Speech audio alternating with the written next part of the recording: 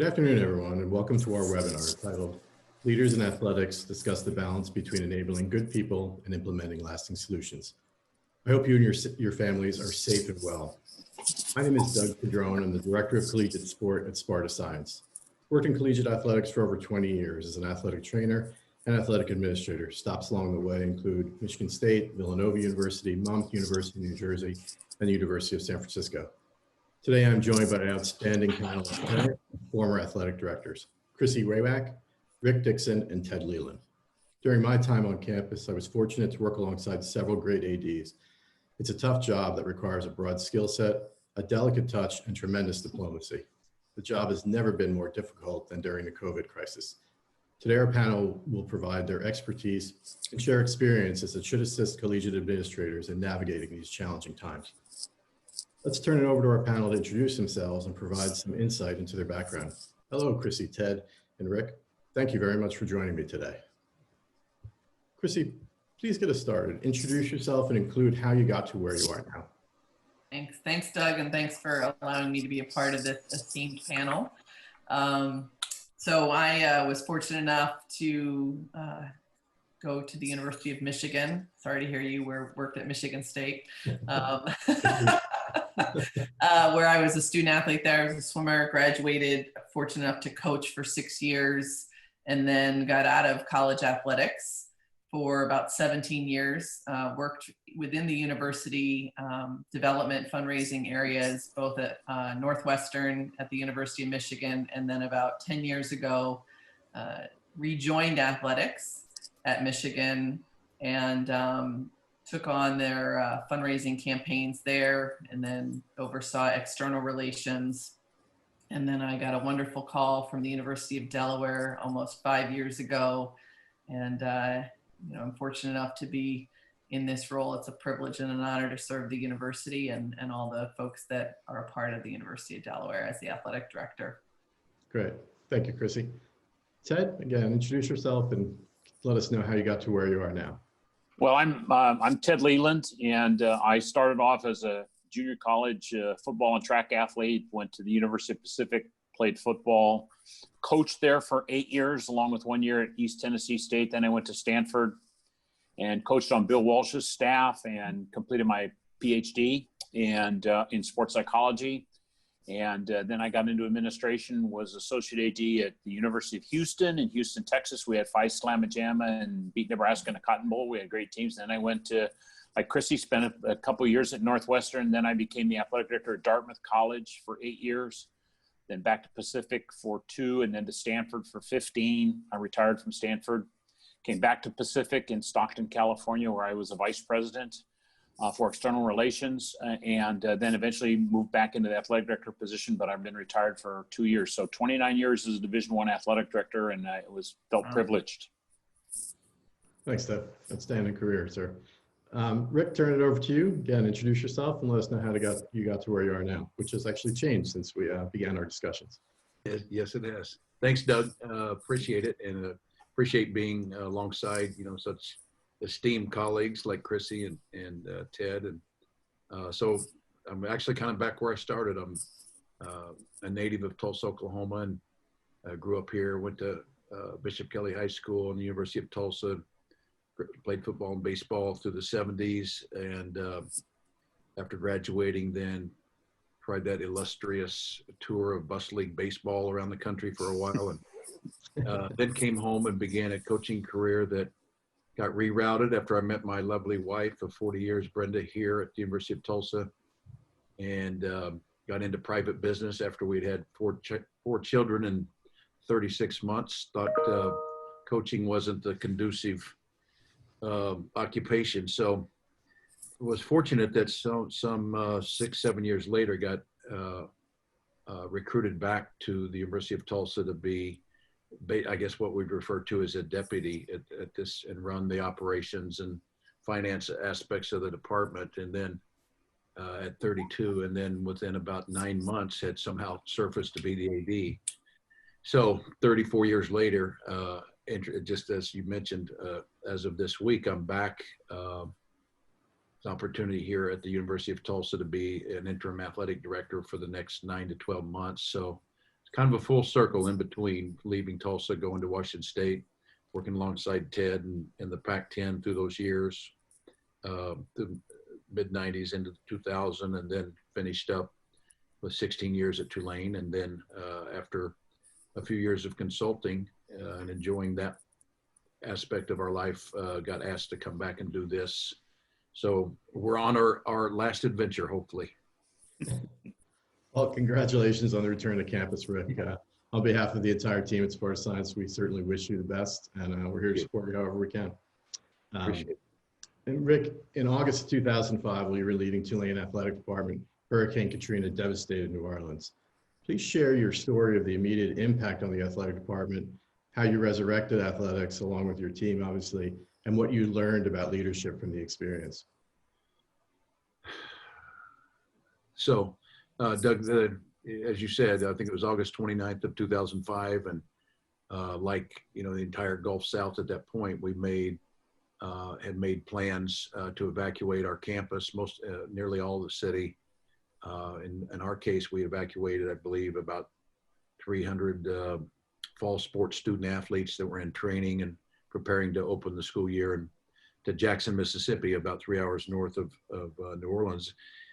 And I'd been there at the time almost 5 years. And so we had been through a few of these drills. And I think all of us thought or were prepared that we were doing our normal two-day evacuation, get out of harm's way, and then return to campus. Unfortunately, in this case, we were unable, our city was devastated, and we were unable, as was our campus, so we were unable to return. And that led us kind of on a migration where we ended up a week later in Dallas, Texas. Our Conference USA offices were able to help, initially through the triage stage of this and provide us, safe landing. And from that, we had come up once the university determined, because of the condition of the city and campus, that it would be shut down for an indeterminate time. Looking back, sometimes question myself, but I think in our kind of rush to react and respond and lead, we came up with the idea that we could provide a role for the university and the city, and that would be by continuing to be the face, carry the name, carry the torch for Tulane and also New Orleans while everything else was shut down. What it resulted in is we, in a very hasty planning session and reaching out to other institutions, athletic directors, end up housing our entire department on 4 different campuses in Texas: Texas A&M, SMU, Texas Tech, and the 4th one was Louisiana Tech. And my senior staff and I based out of the conference office in Dallas. So for the next 6 months, we did, tried to live up to that mission of carrying the torch. And it was probably one of the most surreal experiences of my 30-year tenure was doing that. Just the realizing that every one of those student athletes, 16 teams on 4 campuses, were going through an inordinate experience and set of circumstances. And it brought a group together, and it did accomplish on a lot of fronts, the stated goal of giving hope and showing others that in the face of adversity, this is how you respond. Looking back in hindsight, it was, it came at a cost. I know we dealt with a number of trauma-related issues, just the burden of all that disorientation, knowing that every student didn't wake up in their dorm room, didn't ever practice in their own locker room or play in their own stadiums or arena for that entire fall. And it really reshaped my whole outlook, Doug, over the next decade and a half. In fact, part of what led to my retirement was in 2015, our university recognized that entire group that we referred to as the Katrina class. All 337 of them were inducted into the Tulane Hall of Fame. And I can recall saying to my wife, Brenda, I said that's it. That's why I kept doing this. That's why I stayed here. It took us over a decade to rebuild, and we've done it. And now they've been recognized. And so at that point, I knew for me, it was like time to step off the train because that was my motivation for continuing on, and we'd accomplished it. So one of the most surreal experiences of my life, but also the one I'm probably most fortunate to have experienced. So, but after 3 years of some consulting and relaxing, now I'm back at my alma mater like I started, an interim AD at the University of Tulsa. And I'm sure they appreciate the experience and the knowledge that you gained from that experience through Katrina. We'll see. Incredible story, incredible story, and incredible recovery for Tulane and the city as a whole. Yeah. Chrissy, as per Colonial Athletic Association decision, the Blue Hens will not participate in competition this fall, instead postponing sports until the spring. Congratulations, by the way, on the return of football in March, which was announced yesterday by the conference. How are you leading Delaware athletics through this layoff from competition? And what are you doing to maintain focus and community while keeping spirits high? It's a great question. Something that I pay attention to every day, to be honest. And, you know, one of the things that we have determined right from the beginning when I got here 4+ years ago is that we have to be all in this together every day, every step. And so this is no different. And I think that the work that we've done up to this point in setting that tone has really helped us through these moments. And they have been, you know, it's been a bit of a roller coaster. If you would have told me in March 11th, when I had to tell our women's lacrosse team and the rest of our coaches that we were going to stop spring sports and cancel spring sports, basically, that I would be in the same position now, October 2nd, I believe, I would have thought you were crazy. But we're here, and you know, we have to embrace where we are, and we have to make the most of it. And I think that's what we've really focused on, is really working to redefine wins, redefine what is our competition gonna look like, and then do that together. And one of the things that we've been able to do is rally around solving these problems together. So, you know, we've worked on what does our practice plans look like. I mean, we're right now working through the acclimatization and resocialization for all of our sports, and getting coaches around the table, getting our sport performance team around the table, and working together to solve the problems together, I think has also been one of the things that we've really been able to utilize, so that when we get that approval to go ahead and start practice, we are able to celebrate that and recognize that there was a group of people from our entire department that helped us get there. And so it's day by day. There's no question about that. And I think if we just stay focused on the mission and the purpose of why we're here, I think that helps us stay positive as best as we can. Sounds like a very good plan, and good luck with the transition back to play. We're all rooting for you. Thanks. Ted, there's a sad reality to the COVID crisis on campus due to the safety of online learning, vacant dorm rooms, and the postponement and cancellation of sports. Many universities are struggling financially, forcing athletic directors to make difficult decisions. What advice do you have for athletic directors regarding communication of budgets and sports being cut, furloughs and potential loss of employment, and how to communicate these difficult decisions to student athletes? Well, Doug, thank you. You know, you sort of gave me some fair warning that this would be the question you'd start off my stint here with, and I really appreciate it. I've kind of thought about it, and I think I'd like to sort of color it by saying that I think all of us athletic directors and anybody in administrative roles are going to face crises. This is the present crises today, cutting sports, coronavirus and stuff, but there'll be more tomorrow and more the next day. And as one president I work for said, you know, when you're responsible for 800 adolescents on 35 acres of land, you're going to have problems. So being an athletic director is going to create problems. So I've done some thinking about kind of how I try to help myself and help others work through crises. And so I've got a couple ideas. I think the first thing is, as an athletic director, if you're going to face a crisis, you would hope you have been visible around the department. I mean, there's nothing worse than trying to handle a crisis when you're involving people you don't know and don't know you.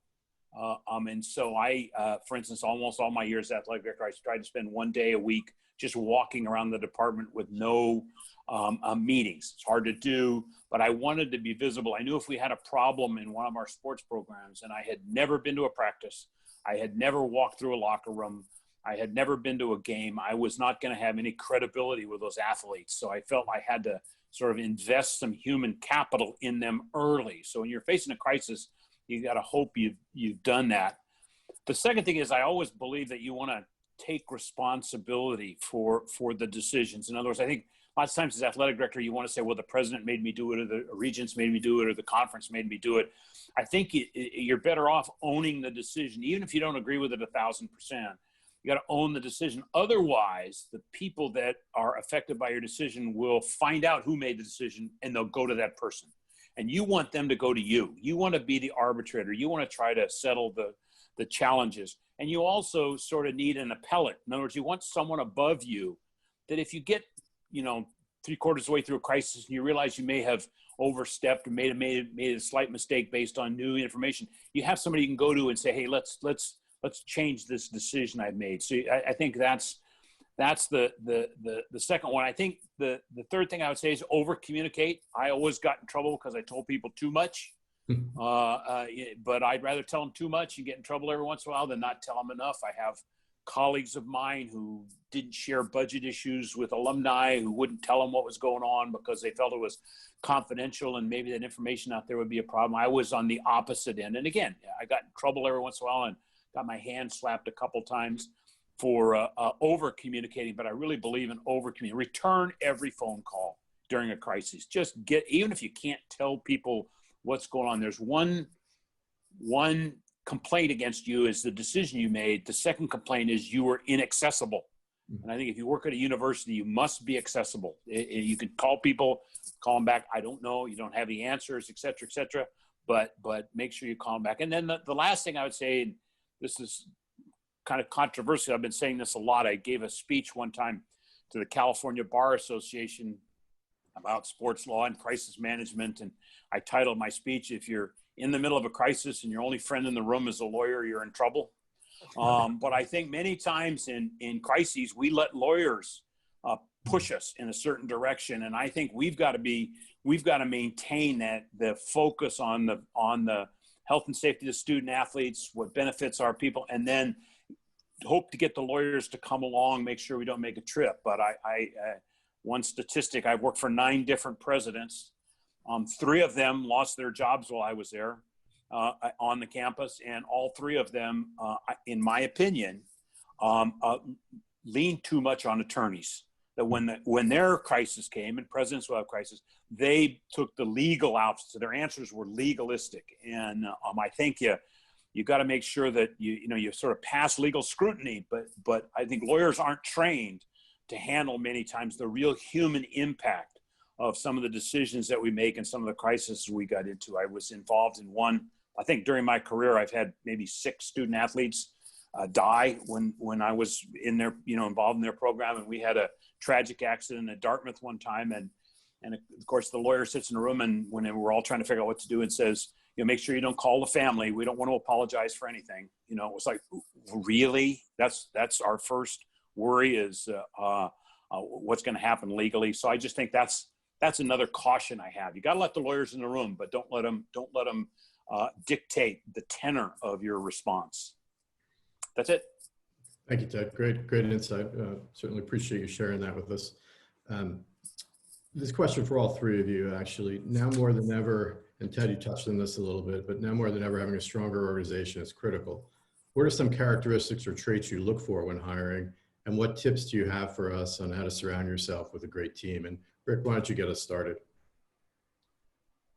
Yeah, that's really a great request there, because I don't, whether it's coaches or your administrative team, whatever. For me, it always started with, quality people, and 2, that there was some level of understanding of what the athletic culture consists of, just so people that were involved in it understood the roles of a student athlete, of coaches, of a support staff, the mindsets, because it's important to know, the thought process and really what drove the people in this culture, what makes them tick. And so in any of those roles, having people that not only understood it, but valued it, I think was important to me. The second part, that they were, that regardless of the role, that they were in it because of their passion of the whole student athlete experience. To me, that was always the first thing. whether they're a coach, administrator, support staff, whatever it may be. I'd hoped they were proficient in those roles, but I would never compromise on the first two things: the quality of person and the valuing of the culture and student athlete experience. Beyond that, I learned that having people that really superseded me in terms of their talents and skill sets and ambitions. But as long as I was, the one that could help all of them set a tone and create a focus and a set of goals that we work together collectively during my 30 years of doing this, that always seemed to get the best results, is creating a team and family atmosphere, valuing the people and all of their roles in it. And that in all of our roles as the personnel, the employees, that, our main focus was on creating service and service leadership and support for those student athletes that we are here for.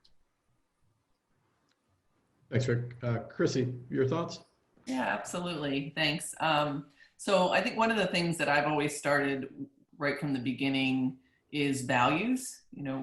With every organization that I've come into, we take time to build the values of the organization that we're in, and the folks within that team actually does that work. And so here at Delaware, the 4 values that we've identified is integrity, being proud, inclusivity, and excellence. And we've defined those, so it's not just the words, it's what are the behaviors that are aligned with that. So that helps get us started and leads us into the search process and make sure that we're bringing people in that really are aligned. I've always felt like if you have your values aligned with folks, you can get through just about anything. So making sure that they really are aligned from a values perspective. And then I think what's next is they really want to be at Delaware. They really want to be at the place I'm at for all the right reasons. And it's okay that you want to build your career, but that they've done enough and they have enough information about what makes us who we are. I mean, I've said this, Delaware isn't every place I've been. It's not for everybody, and that's okay. That's not a judgment statement. That's not, we're better than them, but it's just simply, this is who we are. And if you want to join, great, but really be clear in why you want to be a part of what we're doing. And then I think some of the characteristics that really come to mind for me is teamwork. And we can't get this done without being team players. And I think even more so now today than ever before, kind of that networked approach in how we work is unbelievable. We have to, these are students, these are one human being, right? That experience all of these different inputs, if you will, with academics and training and sports psychology, and to have us all make sure that we're working collectively and collaboratively together in support of that one human is important. So if you're not coming to the table recognizing that you may not have all the answers and that we need you as a team player, then we're in trouble. Curiosity, I want lifelong learners. I want people that are curious. I want people that are problem solvers. Are willing to really dig in and they want to just be better. They just want to get better every day and be proud of where we are and what we're trying to accomplish. Thank you, Chrissy. Ted, anything to add? Well, I would just add one thing. First of all, I agree with what Rick and Chrissy both said. I think you got to start with values and a good person. I said in the years I was hiring coaches or had staff that were hiring coaches, I was a kind of a big believer in up-and-comers. I believed in people that wanted the job. Chrissy described it as wanting to be at Delaware, but I would describe it as wanting to be at your place. And so I really enjoyed and had much more success hiring coaches that were not moving laterally to take my job. I wasn't going away and hiring away, paying a lot of money to get somebody from another school. I was hiring associate head coaches or head coaches at smaller schools. They just seem to be more appreciative of where they are, less concerned about the resources and more concerned about getting the job done, more concerned about their student athletes than they are about their own welfare. And so I was sort of prided myself on hiring up and comers, and it doesn't always work because sometimes people aren't quite ready for it. But I liked hiring people that are on their way up, as opposed to people that are moving laterally. Even though I was in especially at Stanford and some, where we were expected to compete on a national, international level, I still felt that we could hire, people that are just getting started in their career or were appreciative of the job. And then the second part of the question, I think, I would answer to get a team. I said earlier, I was always accused of being an over communicator, and I got myself in a lot of trouble for doing that. I was also probably a great delegator. I was a big believer in delegating.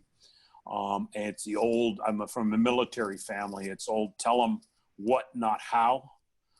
And that's what the military lives by. And that's what I tried to live by was delegating. And my favorite quote is by Dwight Eisenhower. They asked him how he was so successful at prosecuting the war in Europe and then being president of the United States. He said it was easy. You get people on your team who are loyal, talented, and willing to take a chance. And they asked, well, how do you do that? How do you get people that are loyal, talented, and willing to take a chance? And he said, you delegate. You give them credit for all of the successes, and you take responsibility for all the failures. And if you think about that, I thought it also trickled down even to coaches. I used to tell coaches all the time, when you win the game, the kids played great. When you lose the game, you did a lousy job coaching. That's the way you protect your people. But if you want them to take chances on your behalf, if you want them to be loyal, and you want to really have talented people, you've got to give them the responsibility and the authority to get their job done and not micromanage them. So I think that's another thing. Now, again, it got me in trouble a bunch of times. People would say, didn't you know he was doing that? And I think, oh, okay. No, I wasn't quite aware that, the trainer, the ticket officer, or the marketing staff was doing something that I might not have done. But you always protect your staff like that if you want to delegate to them. So. Thanks, Ted. Yeah, and what I heard from all of you and your answers, and they were all outstanding, was a sense of passion. The individual you're going to hire has a passion for being at the place they want to be in, and ultimately in the college athletics, a passion for improving and positively impacting the student athlete experience, which I found in my experience of hiring and building teams that's been the most valuable trait of any of the hires, and usually an indicator that they would turn out to be pretty well and do just that, make a positive impact on the organization. I think, if you don't mind, the other thing that I think, and this piggybacks a little bit off of what Ted said, I think the great teams you come in, I mean, everybody has an ego, obviously, but that you really are working for the good of the organization and for the good of the student athletes and the university. And so you leave those things at the door, you bring your expertise, but you realize you don't necessarily have the answers to everything, and you're just in that room working hard to make everybody better. You just want to make everybody better. So that would be one other thing that I would just add to that. How do you make sure that you surround yourself with a great team? Because there's no question that I'm not successful. We're not successful without those great human beings around me. There's just no way. Great point, Chrissy. Great point. Chrissy, turning it back to you. For many student athletes, 2020 will be a full year away from competition. One of the trends we're seeing at Sparta Science and in the return of play post-COVID is increase in musculoskeletal injuries. We're seeing it across all athletic platforms, pro and the collegiate setting. How has your investment in Sparta Science provided you with the peace of mind to face this issue? Yeah, I mean, it's been huge, and I think we've had Sparta maybe 2 years now. I think we're coming up on 2 years, and it took us a year to get our feet underneath us, which I think is normal. But last year was terrific for us in getting really clear on how to utilize it, the baseline data that it provided to us, the different types of exercises we need to be doing conditioning wise and in the weight room. And this was all done by our incredible strength and conditioning staff and our athletic trainers working together to develop this and design this. So coming out of that, or coming into this, I know they felt incredibly confident in how we were going to be able to bring our students back and do it in a way that was going to be safe for them. And so, I feel grateful about the investment that we've made and excited. And the other component to it, and this was the work again done by our strength and conditioning folks and our athletic trainers, is making sure that the students understood why they were doing what they were doing. Why am I jumping on this thing, right? why am I doing all this stuff? And making them and helping them realize the value and the benefit and what it was going to do for them in the short term, but more importantly in the long term. So them coming back into the fold, they were bought in. They understood it. They knew what their scores meant, many of them. And then they were also able to kind of indoctrinate the freshmen. And so it really, I think it gives them great confidence, the student athletes confidence too, which I think is huge in being able to move them through the progression. As you know, the acclimatization that now is required by the NCAA, which is the right thing. We were doing that before, but Sparta plays a great, huge role in our ability to do that well and to make sure that when our student athletes are ready to be full force, they're ready to be full force, and we feel confident in that. Great, thank you. Yeah, and we're proud of the work that's been done. The Blue Hens have done. Your performance team is outstanding, and I personally often use them as an example when talking to other universities about subscribing to Sparta, and even those who use us, we use it as a model quite often. So thanks, and really kudos to your great team you have there, your students. Again, it's the team. they have bought in, and our coaches, the coaches are always a little bit more challenging to bring along sometimes because they think they have all the answers. Mm-hmm. They do in some areas. This is not one of them. I was really clear when we signed up with Sparta. I'm like, this is for all of our student athletes, everybody. We have to be all in this, and they've now really, I think they get it, which is wonderful. Yeah, the integration has been impressive, and obviously you're seeing the results with that improved experience, and obviously wins and losses and decreased injuries. So well done. Ted, moving to you. While you were at Pacific Athletics, you chose to make investments in technology, one of which was Sparta Science. Why did you choose to implement Sparta Science, and what were some of the leading and lagging indicators that confirm your decision to invest in Sparta?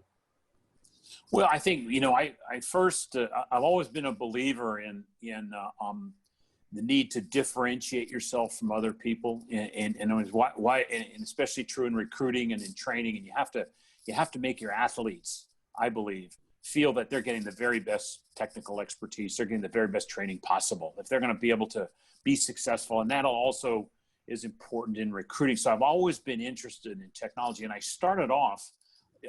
You can't tell by the way I'm built today, but I started off as a weight training coach running. I did all the weight training for Bill Walsh's teams when he was there, and for Pacific for years. So I was a kind of a weightlifting / football coach for 4 years. And I took a class in measurements when I was doing my graduate work. And the question that we were asked was, if you only had one test of talent, of physical ability, if you only had one test to measure athletes, what would it be? Would it be the 12-minute run? Would it be the Marine Corps 5 exercises? Would it be flexibility? What would you do? And we studied this, and Pete Carroll from the Seattle Seahawks was in my class with me, and he's a fellow teammate of mine. And we came up with the idea, and this is 50 years ago, that the vertical jump. If you had one measure of athletic talent, it would be the athlete's ability to put force into the ground per body weight, right? So that was the way we said that. And so when Phil showed up, with Sparta technology 10 years ago, I was sort of interested in technology, but I was also interested in the vertical jump. And this sort of combined both of those things for me. And so we were the first school, this is 11 years ago or something, to fully integrate it like they have at Delaware. And so I was a big believer in it. And I think it was also helped us in recruiting because we were able to tell people that we had the very latest. And it helped us differentiate. I polled our coaches one year at Pacific, right before we had implemented Sparta, and asked them, what is different about Pacific in the West Coast Conference? How are we different from anybody else? And most of the coaches' response was, me, coach. People come to Pacific because of me. Yeah. And which was fine. I think probably a lot of the athletes did, but I was looking for some other reasons. And I thought one of them could be that we offered the very best training techniques and cutting edge technology to help athletes reach their athletic potential. So Sparta fit in there. I think in the long run, again, this is probably from my Silicon Valley roots, now, but I think in the long run, there's people that feel that, you know, artificial intelligence is going to inherit the earth, right? We're all going to be driven by, all of our lives are going to be affected by artificial intelligence. And in my opinion, my humble opinion, Sparta is on the cutting edge of combining artificial intelligence technology and philosophy and thought patterns with a practical training devices. It's a way that, and I don't know where the AI is going to end. I don't know where the technology is going to end up. I mean, it just is, as Sparta continues to gather data and then gets that data out to its clients, who knows what we're going to learn from this. But just like other areas of AI, you know, we weren't predicting where AI was going to go. We just knew that being able to handle data using an artificial intelligence paradigm would get us to places we hadn't even dreamed of. And I think Sparta's technology will do that for us. Thanks, Ted. Yeah, from our perspective at Sparta, we feel like it's limitless what we can achieve in helping people move better in, you know, in all walks of life, not just athletics. So thanks. Yeah, I'm good to hear. And I actually, while I was at University of San Francisco, we were a subscriber to Sparta as well, and they continue to be. But I remember hearing word that Pacific got on board, and I got concerned, definitely concerned, because we were using it as a recruiting tool, and it made a difference. And I knew that would make a difference, and I saw the difference actually as we competed against you through the years of when Sparta was implemented, the difference that it made on campus. So appreciate the insight on that, Ted. This question for both you and Rick. Over the past few years, we've seen an increase of turnover among collegiate athletic directors. Many are leading athletic departments for the first time. Reflecting on your careers, what advice would you give your younger self and to first-time ADs? And Rick, why don't you get us started? Thanks, Doug. I think advice to yourself now that you've gotten back on campus. Exactly. Retire and come back in. But beyond that, I would think, especially, you know, was both fortunate but challenged to start without much mentoring because of the circumstances here to be hired at that young of an age at 32. I used to always get introduced as the youngest AD out there in the country, and then fortunately was able to stay in it long enough to not be that person anymore.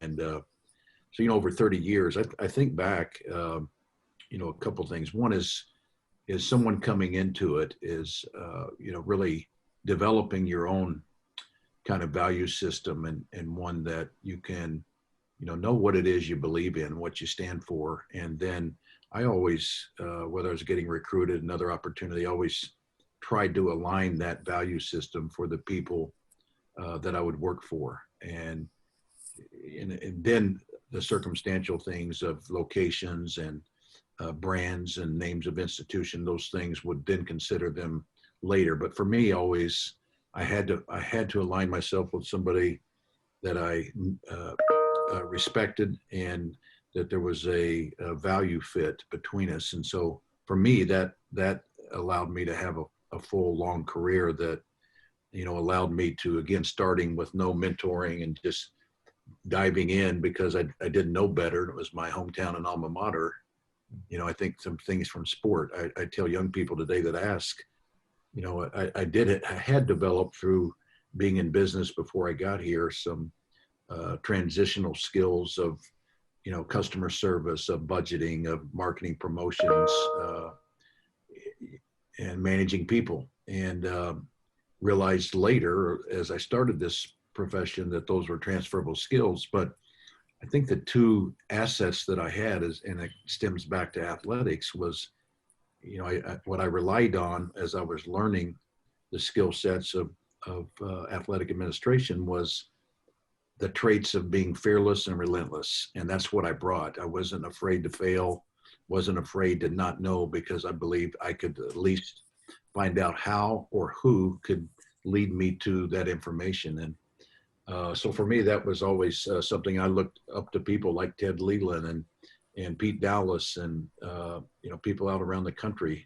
When you're my age, when you'd show up at an AD conventions, the first thing they'd do is turn and hand me their golf clubs. They thought I would, you know, was a golf attendant or somebody just there to help them. But once they realized I was their partner in the tournament or something like that, they opened up a little bit and were willing to share information and help along. And so I think that's a big part of it, is having the willingness and the lack of hesitation or reservation to put themselves out there, absorb as many things through their opportunities on the way up. I think maybe over the last decade or two, there's been too many instances of because headhunters have become such a predominant part of this industry now, that many times people that didn't have the benefit of full and broad-based development in their training on the way up put people out there because maybe they'd been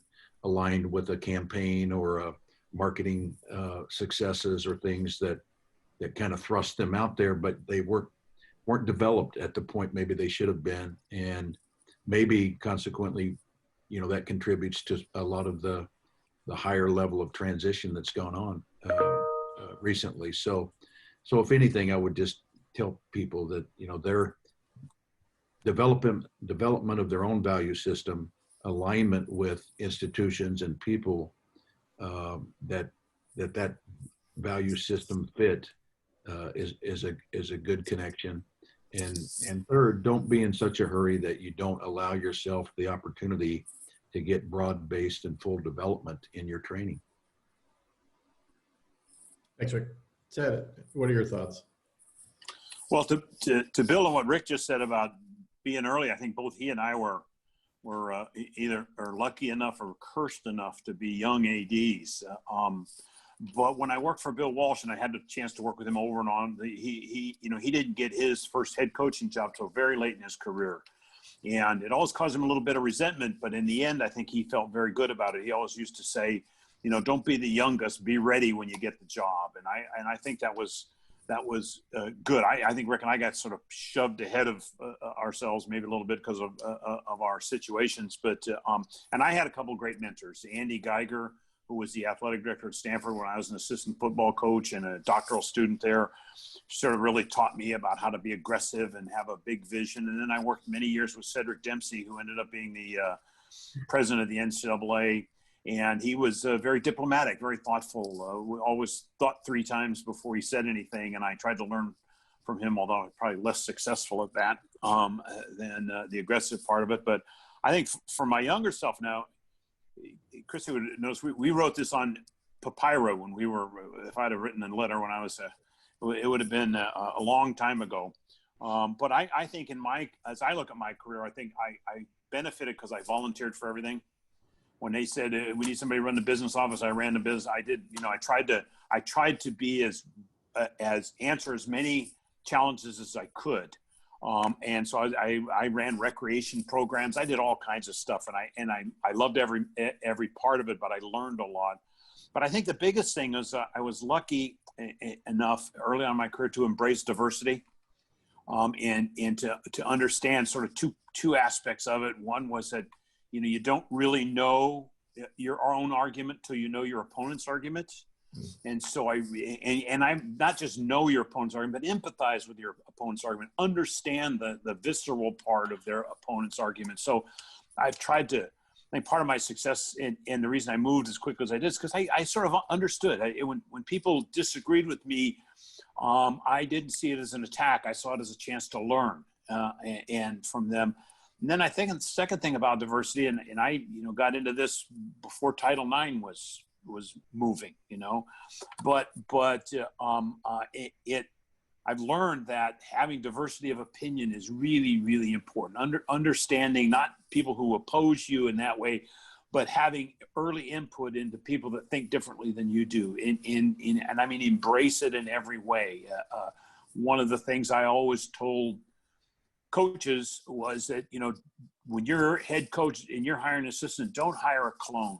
Don't hire someone who's just like you. Matter of fact, hire the opposite. If you're a head coach and you're very verbal and you're aggressive and you're a great marketer, then if you hire an assistant coach, hire someone who's softer, who's quieter, who's just got a different professional style, because diversity of style like that and diversity of talent is what makes us successful. Because the one thing you can't be in athletic administration is stuck in a rut, because things are changing all the time, and your ability to change that is going to depend on the diversity of opinion and diversity of thought. And the last thing is I don't know if Christy and Rick would agree with me, but I would tell myself that being the athletic director is really a lot of fun.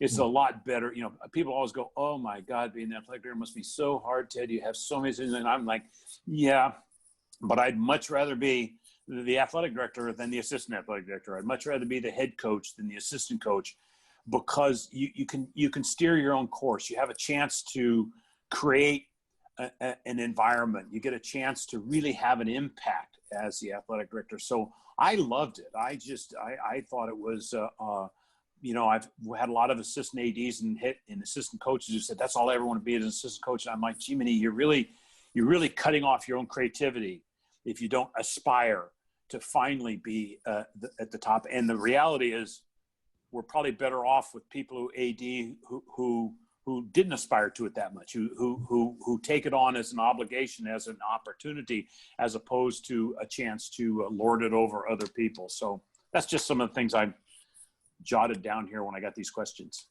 Thank you. Appreciate the advice. Chrissy, anything to add? I just want to keep listening to Ted. Same. No.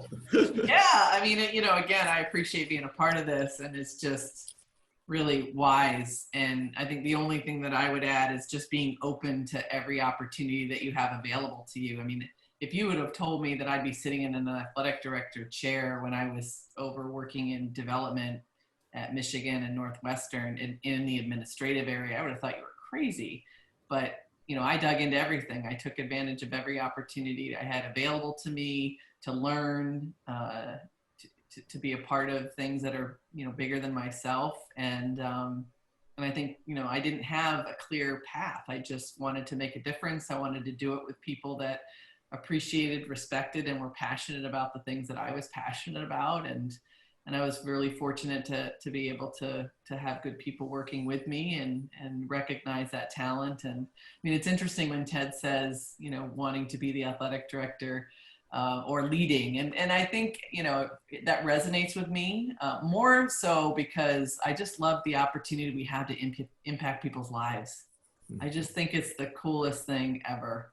And it's such a huge responsibility. But it's just what you can do to help shape them and put things in place that really impact people's lives at every level. It's a privilege, but it is a lot of fun. It's a lot of fun. It's hard. It's really hard at times, but it's also a lot of fun.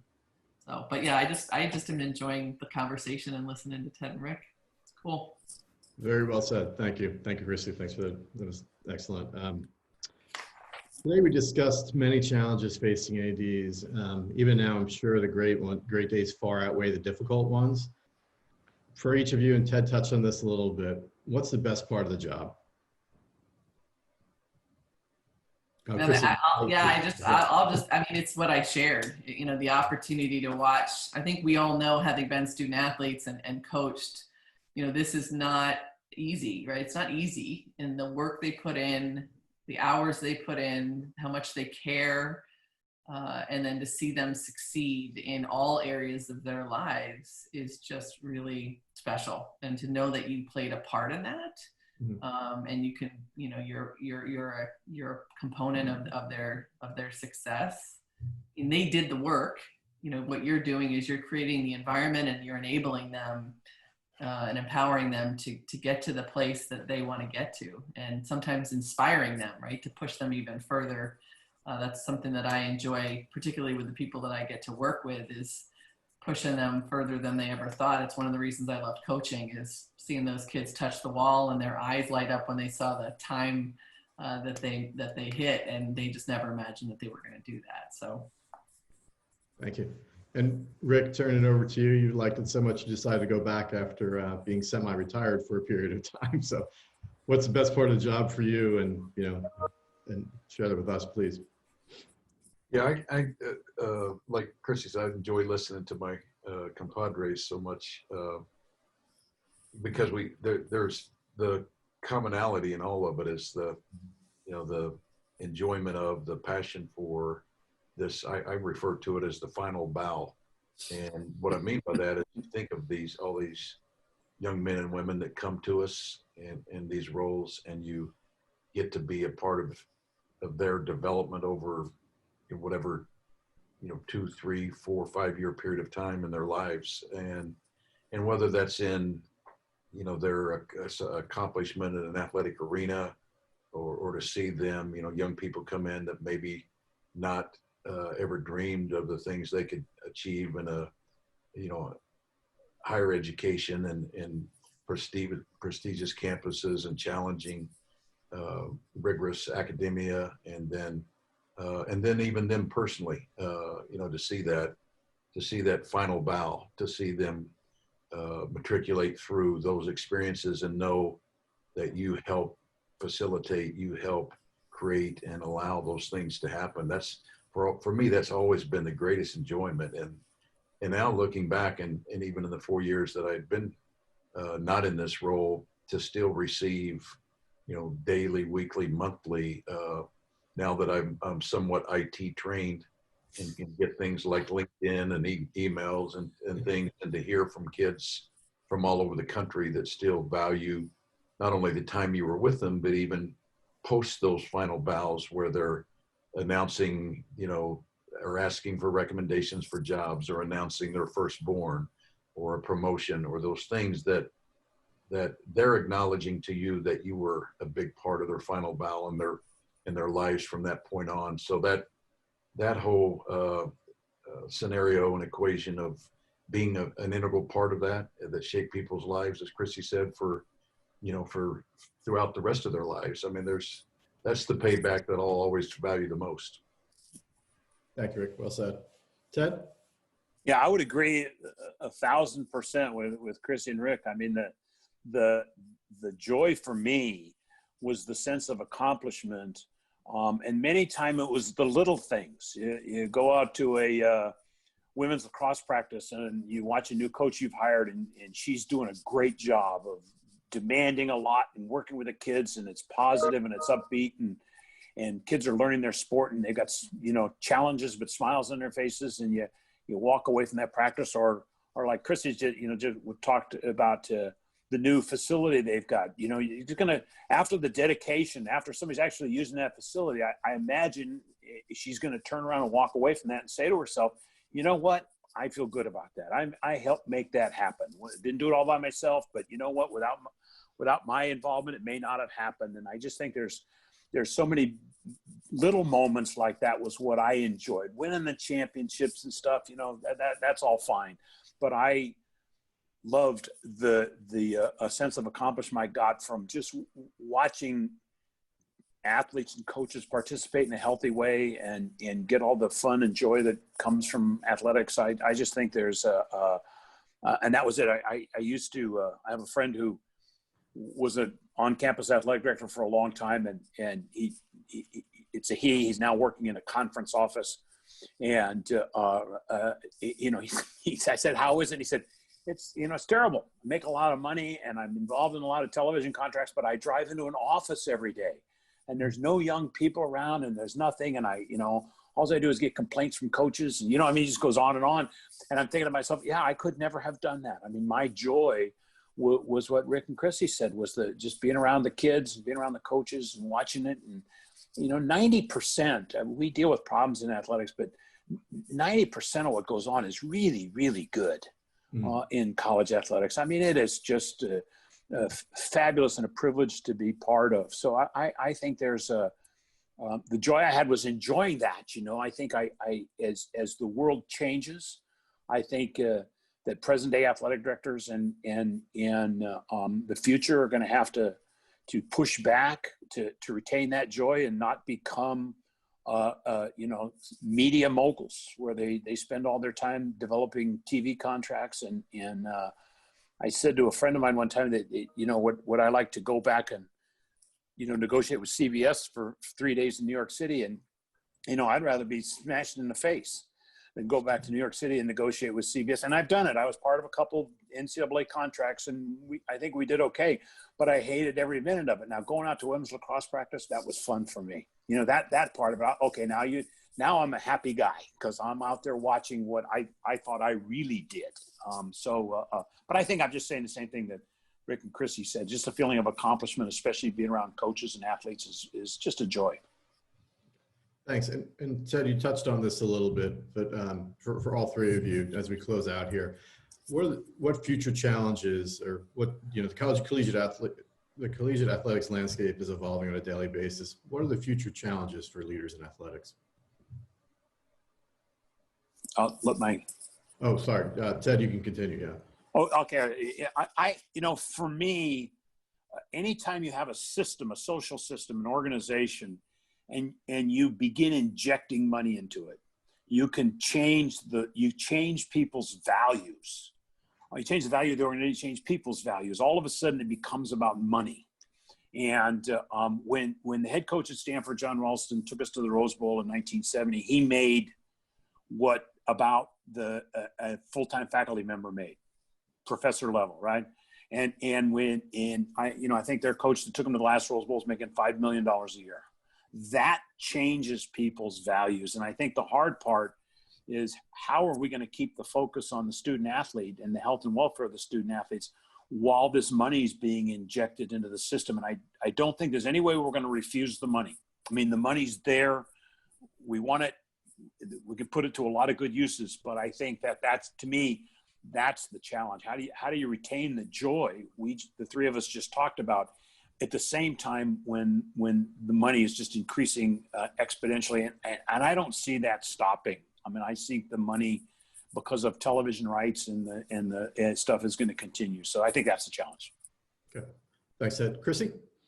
Yeah, I think what's interesting about what Ted said, and it's all true, is that there's, I think, 353 Division I programs, but what he's describing really only impacts 70.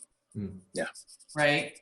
And so what happens, and I can say this now that I've been at that Michigan, where exactly what he's saying is real, and now I'm at Delaware, and it's a completely different situation. I mean, we are funded a third. The university supports some comprehensive fee support, and then the revenue generation that we have, and the conference we're in, there's no media money that comes in for us. So, the challenge is that everybody assumes, even our faculty at Delaware assume that we're in the situation that Ted described, and they don't really fundamentally understand kind of the funding model of 290, 280 of the Division I programs. And so that's where it gets lost, and it's really tough for us. And, I think the other thing, and we shared this on our pre-call, is just the importance of athletic programs recognizing that we don't exist without the universities we're there to represent and serve. And part of this may be because I spent 17 years of my career in a central function for fundraising, and it's just so part of who I am, is like, I represent the University of Delaware. Yes, I have the privilege of being in the athletic director, but I'm an institutional citizen first and foremost.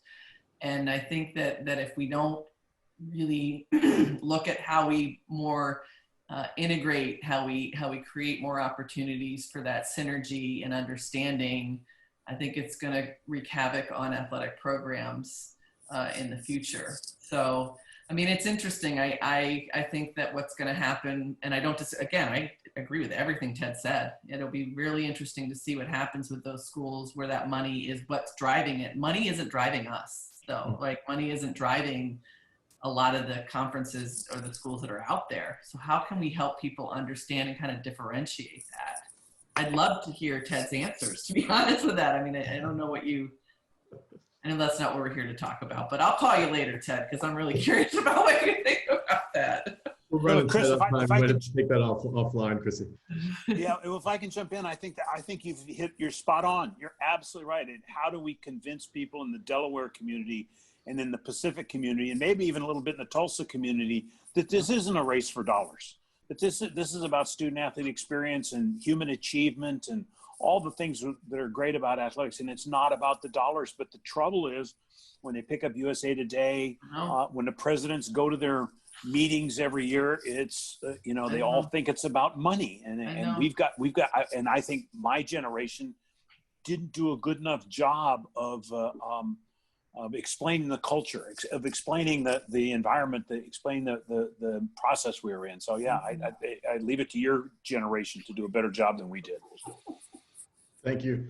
Thank you both. We're gonna close out. We're gonna close out there. Yeah, Chrissy, Rick, and Ted, thank you very much for your time and insight. We certainly appreciate the knowledge you shared with us today. I thought it was an outstanding discussion. So, the Sparta team can't thank you enough. For the audience out there, the video replay of this session will be available probably about 3 p.m. tomorrow Pacific time. For joining us, and be well. Thank you all. All right. Bye-bye. Thank you, guys. Thank you. Bye. Thanks, Doug. Be well.